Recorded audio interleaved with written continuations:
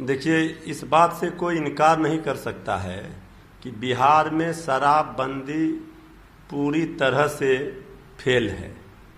और जिस समय शराबबंदी कानून लाया गया था, बनाया गया था, उस समय आरजेडी भी सरकार में थे, श्री तेजस्वी यादव जी डिप्टी सीएम थे जी। लेकिन जिस उद्देश्य के लिए ये कानून बना, उस उद्देश्य में भटकाव इसलिए आ गया कि बीच में ही अवैध तरीके से बीजेपी के साथ गठबंधन करके आदरणीय नीतीश कुमार जी ने सरकार बना ली।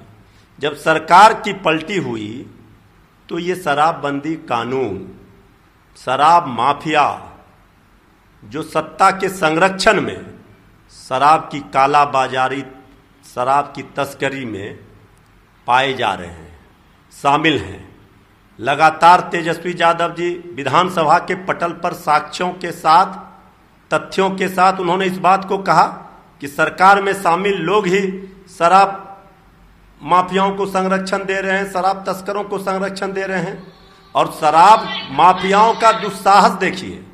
दरभंगा में कल ही वर्दी वाले पुलिस पर स्कॉर्पियो गाड़ी चढ़ा दी, उनकी जान ले ली घसीट कर। बेतिया की घटना में देखिए, लोगों की जहरीली शराब पीने से जान गई। नवादा में इसके पहले और कई जिलों में, अभी आज सासाराम में 6 मुखिया पकड़े गए शराब पीते हुए। आखिर ये शराबबंदी कानून कहाँ है? शराबबंदी कानून सिर्फ गरीबों के लिए है, दलितों के लिए है। आज जितने लोग फंसे हैं, जेल में बंद हैं, वो कौन है? शराब माफियाओं को सत्ता का संरक्षण प्राप्त है। शराबबंदी कानून को फेल सरकार में बैठे लोग कर रहे हैं और इस कानून से कोई फायदा नहीं हो रहा है। आप देख लीजिए, थाना में जाइए, कहीं जाइए, इसका मतलब है कि जो जहरीली शराब बिक रहे हैं, कौन बेच रहा है, क्या कर रहा है पुलिस प्रशासन? क्या हुआ नवादा वाली घटना पर? सारे मामलों पर लिपापोती कर दी जाती है। जो असली मुजरिम है, बड़ी मछलियों को बचा लिया जाता है, छोटी मछलियों पर कार्रवाई हो जाती है दिखावे के लिए। ये नहीं हो सकता है। शराबबंदी कानून पूरी तरह से फेल साबित हुई है। और जितना फोकस शराबबंदी पर सरकार ने किया, जगह जगह देखिए आप, होर्डिंग लगे हुए हैं, बिहार की बेटियां करे पुकार, शराब मुक्त हो बिहार। भाई, अब बिहार की बेटियां, बिहार की जनता करे पुकार, अब बिहार मुक्त हो डबल इंजन की सरकार और आदरणीय नीतीश कुमार, इनसे मुक्ति चाह रही। सब चीज का जड़, सारे बीमारियों का जड़ ये डबल इंजन की सरकार है। इस सरकार के रहते कुछ नहीं हो सकता है। हम मानते हैं कि शराबबंदी कानून, जिस समय सब लोगों ने शपथ लिया था शराबबंदी लागू करने के लिए, लेकिन इस बीच में जब से पलटी मार करके आदरणीय नीतीश कुमार जी ने बीजेपी को सत्ता में ले आई, उसी समय से शराबबंदी कानून फेल हो गया। पीएम और होम मिनिस्टर जो हैं, पत्रकारों और यहां तक कि केंद्रीय मंत्रियों सहित विपक्षी नेता राहुल गांधी की जासूसी करने में शामिल हैं। जांच से पहले अमित शाह साहब को इस्तीफा दे देना चाहिए, मोदी साहब के खिलाफ जांच होनी चाहिए। राज्यसभा में एलओपी जो है मल्लिकार्जुन खड़गे ने एक सॉस रिपोर्ट पर यह बात कही है। देखिए, कांग्रेस के वरिष्ठ नेता हैं और उन्होंने जो बात कही है, ये गंभीर मामला है। वो लोकसभा में भी इसके पहले कांग्रेस के नेता रहे हैं और मल्लिकार्जुन खड़गे साहब एक अनुभव वाले नेता रहे हैं। और राज्यसभा में उन्होंने जो सवाल खड़े किए हैं इस पर, फोन टेपिंग को लेकर के, इसका जवाब सरकार को देना चाहिए। और सरकार केंद्र की कटघरे में है और ये सरकार की जो मंशा रही है, पहले भी सरकार का जो चरित्र रहा है, ये इस बात को दर्शाता है कि सरकार इस तरह के कार्यों में लगी रहती है। विपक्ष को पूरी तरह से घेरने के लिए फोन टेपिंग हो, विपक्ष पर जो सस्ती और अनपार्लियामेंट्री वर्ड भी विपक्ष के राहुल गांधी जी हो, नेता प्रतिपक्ष तेजस्वी यादव जी हो, विपक्ष के नेताओं पर जो सरकार में बैठे लोग टिप्पणी अभद्र करते हैं, ये इस मानसिकता को दिखाती है। इसलिए मल्लिकार्जुन खड़गे साहब ने जो बातें कही है, इसकी जांच होनी चाहिए और सरकार के मंशा पर ये सवाल खड़े होते हैं। लोकसभा और राज्यसभा हंगामेदार रहा पहले दिन।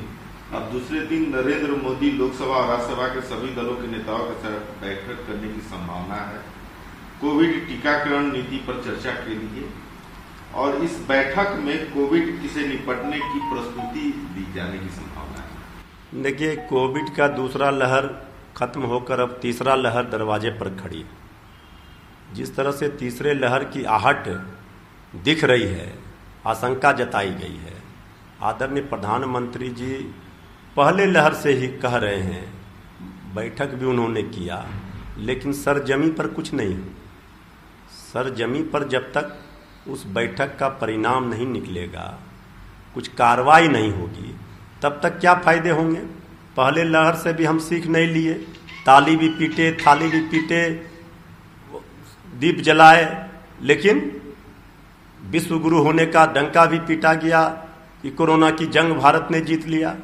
लेकिन दूसरे लहर में सारा पोल सरकार का खुल गया। अब तीसरे लहर की आहट है। आदरणीय प्रधानमंत्री जी बैठक कर रहे हैं सभी दलों के नेताओं से। बैठक करनी चाहिए, लेकिन बैठक में जो निर्णय होते हैं, जो विपक्ष के द्वारा सुझाव दिए जाते हैं, उसका इम्प्लीमेंट कराना भी आदरणीय प्रधानमंत्री जी का जिम्मेवारी है। इसलिए आदरणीय प्रधानमंत्री जी विपक्ष की बातों को अगर सुनेंगे, उनका सलाह लेंगे, जो हमारे देश की परंपरा रही है, अगर तो फायदा देश को होगा। लेकिन ये तो विपक्ष की सुनते नहीं हैं, ये आईवास के लिए बैठक करते हैं। हिटलर शाही, तानाशाही, अहंकारी जिस तरह से सरकार आदरणीय प्रधानमंत्री जी के ऊपर देखा जाता है, किसी की नहीं सुनते हैं, मनमानी करते हैं। इसलिए बैठक का नतीजा जो भी हो, लेकिन जब तक विपक्ष की सलाह को सत्ता पक्ष नहीं मानेगा, विपक्ष भी सरकार का अंग है, तब तक इसका कोई फायदा नहीं होगा।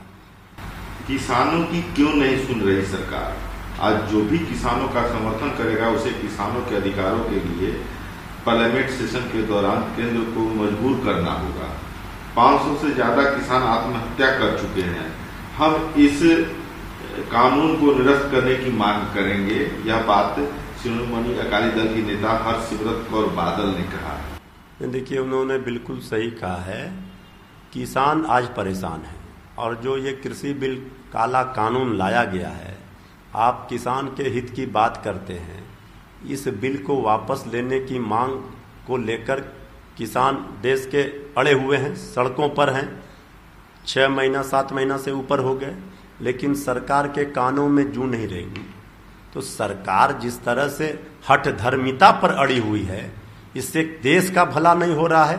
जब किसान हमारे भूखे प्यासे सड़कों पर रहेंगे, तो बाकी लोग का पेट कौन भरेगा? देश का अन्नदाता ही जब सड़कों पर है, तो सरकार को गंभीरता पूर्वक विचार करके त्वरित कार्रवाई करते हुए किसान संगठनों की मांगों को माननी चाहिए और इस समस्या का हल निकालना चाहिए जल्द से जल्द। तभी देश का भी भला होगा और किसान भाई का भी भला होगा। ये सरकार की किसान विरोधी नीति, ये जो कृषि बिल कानून है, लगातार किसान संगठन हम लोग कह रहे हैं कि ये काला कानून है, ये थोपा गया है पूंजीपतियों उद्योगपतियों के इशारे पर। तो ये कठपुतली सरकार जिस तरह से उद्योगपतियों पूंजीपतियों की बनी हुई है, ये देख रहा है, क्योंकि देश का, भारत का आत्मा खेत और खलियानों में बसती। जब खेत और खलियानों में काम करने वाले हमारे किसान भाई, अन्न उपजाने वाले हमारे किसान भाई, मजदूर भाई ही भूखे प्यासे होंगे, तो फिर देश का भला नहीं हो सकता।